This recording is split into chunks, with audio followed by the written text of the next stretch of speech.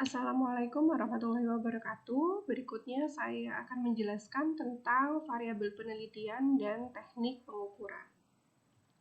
Variabel ini merupakan atribut atau objek yang mempunyai variasi antara satu dengan yang lain. Ini menurut pengertian Hedge dan Farhadi 1981. Nah, variabel juga diartikan sebagai suatu sifat yang diambil dari suatu nilai yang berbeda. Sedangkan variabel penelitian ini diartikan sebagai suatu atribut atau sifat atau nilai dari orang, objek atau kegiatan yang mempunyai variasi tertentu yang ditetapkan oleh peneliti untuk dipelajari dan kemudian ditarik kesimpulannya. Jadi dalam penelitian kita memungkinkan adanya variabel-variabel yang akan diteliti. Nah, dinamakan variabel karena ada variasi di situ. Ya. Ciri variabel dan dia mempunyai variasi nilai, membedakan satu objek dengan objek yang lain pada suatu populasi, dan variabel tersebut harus dapat diukur. Sifat variabel ada dua, yaitu variabel statis dan variabel dinamis.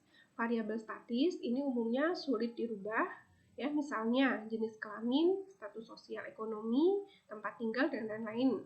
Sedangkan variasi dinamis ini biasanya dapat diubah keberadaannya atau karakteristiknya.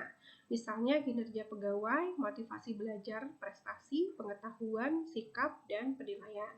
Tetapi sekali lagi, yang namanya variabel itu harus bisa diukur. Variabel ada variabel bebas, variabel terikat, variabel kontrol, variabel moderator, dan variabel antara. Variabel bebas atau disebut juga independent variable ini adalah variabel yang mempengaruhi atau menjadi sebab dari sebab adanya perubahan. Misalnya dalam suatu judul uji pengaruh, ya, uji pengaruh konsentrasi semanggi air terhadap aktivitas anti kanker atau terhadap kematian sel misalnya. Berarti yang disebut dengan variabel bebas di sini adalah variasi dari konsentrasi semanggi airnya, ekstrak semanggi air. Jadi variabel bebas ini adalah variabel yang mempengaruhi atau menjadi sebab dari suatu perubahan. Dalam hal penelitian yang saya contohkan, berarti adalah variasi konsentrasinya. Ini disebut dengan variabel bebas. Sedangkan variabel yang kedua adalah variabel terikat atau variabel dependent. Ini adalah variabel kebalikan dari variabel bebas. Ya, jadi variabel dependent atau terikat ini adalah yang akan dilihat atau yang mengalami atau yang dipengaruhi sebagai akibat. Ya, misalnya tadi judulnya uji aktivitas atau uji pengaruh konsentrasi ekstrak semanggi air terhadap persen kematian sel. Berarti variabel terikatnya atau variabel dependennya adalah persen kematian sel. Ya, dan dua-duanya ini bisa diukur. Kemudian yang ketiga adalah variabel moderator. Variabel moderator ini adalah variabel yang mempengaruhi atau memperkuat, ya, bisa memperkuat, bisa memperlemah hubungan dari variabel bebas dengan variabel terikat. Ya, contohnya misalnya ini ingin mengetahui pengaruh motivasi, ya, motivasi bekerja mungkin ya terhadap produktivitas. Nah, dari situ ada variabel lain yang disebut dengan variabel moderator yang ikut menentukan, mempengaruhi, bisa memperkuat atau memperlemah ya. Ini misalnya dari segi pimpinannya.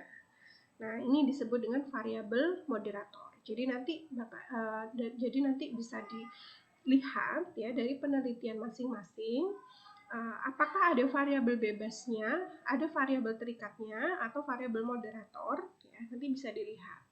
Kalau untuk penelitian yang kita intervensi, ya, misalnya kita memberikan edukasi begitu ya, itu ada intervensi, ini ada variabel bebasnya yang akan divariasi. Tapi kalau observasi ini cenderung tidak ada variabel bebasnya, tapi kita langsung lihat variabel terikatnya, gitu ya. Kalau yang keempat ini ada variabel intervening. Ya, variabel intervening ini adalah variabel yang menjadi penyela atau antara yang terletak di antara variabel independen atau variabel bebas dengan variabel terikat. Misalnya, pengaruh penghasilan terhadap harapan hidup seseorang. ya. Ini adalah intervening, lebih kepada penyela atau pengganggu, ya. Misalnya adalah gaya hidup. Ini disebut dengan variabel intervening. Nah, ini juga harus dilihat apakah dalam penelitian kita nanti ada variabel intervening atau tidak. Kalau ada variabel intervening, berarti kita harus melakukan pengkhususan ya terkait dengan sumber-sumber data yang mau kita teliti. Seperti itu. Misalnya kita mau meneliti tentang pengaruh usia, hubungan antara usia dengan kejadian infeksi COVID-19. Misalnya kita mau melihat usia yang berbeda-beda, ya, mulai dari mungkin dari 20 tahun sampai 5 tahun. Ya, jadi pengaruh usia. Jadi variabel bebasnya adalah usia, variabel terikatnya adalah infeksi COVID-19 atau keparahan dari COVID-19.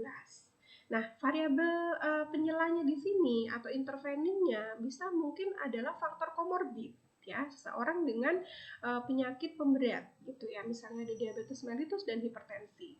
Kalau seandainya faktor ini mau kita keluarkan ya, atau kita tidak lihat, berarti kita harus menetapkan yang namanya kriteria inklusi dan kriteria eksklusi di dalam penelitian kita nanti.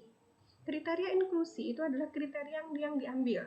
Ya, contohnya pada kasus COVID berarti yang termasuk dalam kriteria inklusi ini adalah usia 20 sampai 50 tahun misalnya, sedangkan kriteria eksklusi misalnya kita mau mengeluarkan, maka kami mengimbau kepada seluruh sivitas akademika di Rumah Sakit Anwar Medica untuk terus menerapkan protokol kesehatan berupa 1. Selalu memakai masker. 2. Rajin mencuci. Ya, saya lanjutkan. Jadi kita sampai di variabel intervening tadi. Saya contohkan misalnya kita mau melihat nih pengaruh usia terhadap keparahan ya, keparahan dari penyakit COVID-19 dan di situ ada faktor interveningnya, misalnya faktor komorbid atau penyakit penyerta ya, misalnya atau pemberat.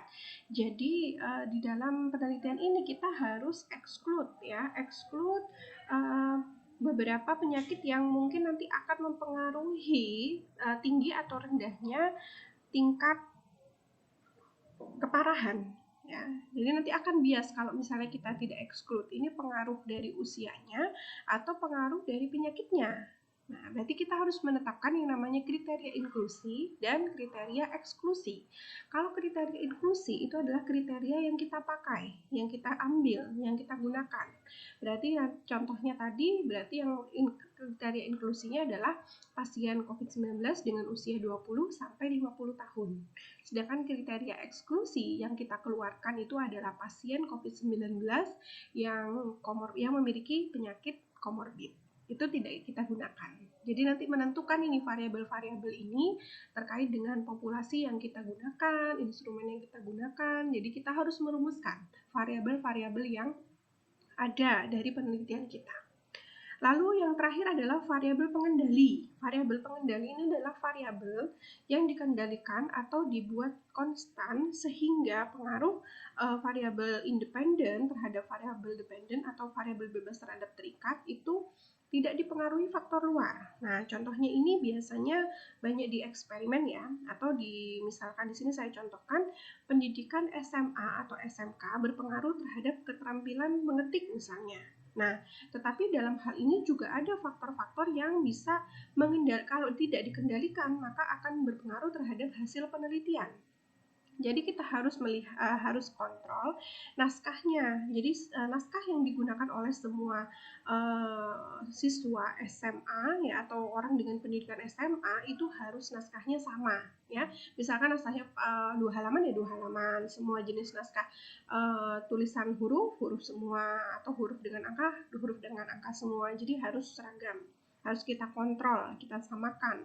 Kemudian mesin ketiknya juga harus sama, tidak boleh satu dengan komputer, satu dengan mesin ketik biasa, satu dengan handphone gitu. Jadi tidak bisa kita mengukur keterampilan mengetik yang sama apabila variabel pengendali ini tidak kita kendalikan atau kita tidak kontrol. Ya, ini contohnya tadi, variabel bebas itu adalah variabel yang mau kita variasi, yang menimbulkan akibat, ya. Sedangkan variabel terikatnya itu yang merupakan akibat dari variabel bebas yang mau dilihat, ya, yaitu prestasi belajar.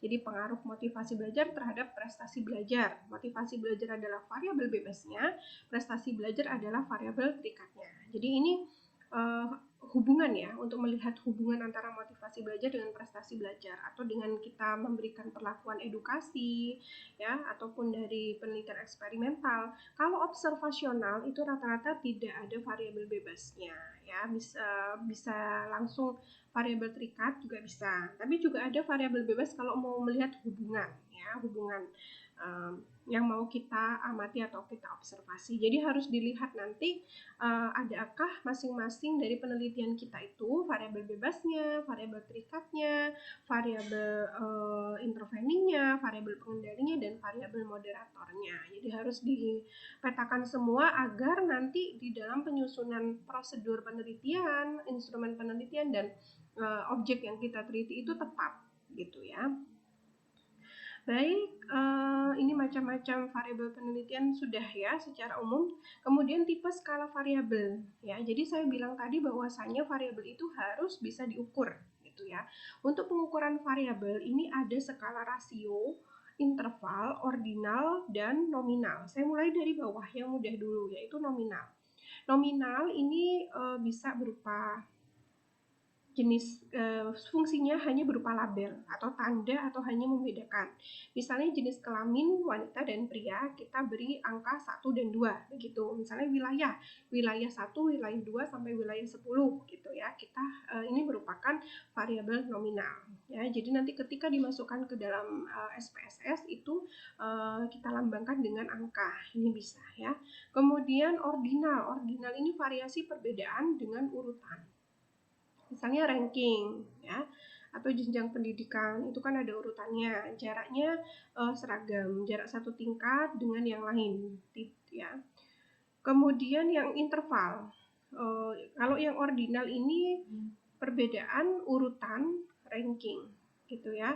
Kalau interval ini dapat dibedakan bertingkat, memiliki jarak yang sama dari satuan pengukuran dan dapat dibandingkan, misalnya tekanan darah gitu. Kalau rasio berarti perbandingan gitu ya. Ini atribut variasi, misalnya beda itu nominal, tingkat ya, beda dan tingkat. Kemudian untuk ordinal, jarak itu bisa beda, tingkat, dan jarak itu termasuk interval, sedangkan rasio itu perbandingan. Tipe skalanya yang paling sulit adalah di rasio, harus mengetahui nilai nominal, kemudian tingkatnya berapa ya, dan jaraknya berapa gitu. Ya, demikian tadi tentang variabel penelitian ya, dan teknik pengukuran variabel karena harus terukur ya. Saya akhiri, wassalamualaikum warahmatullahi wabarakatuh.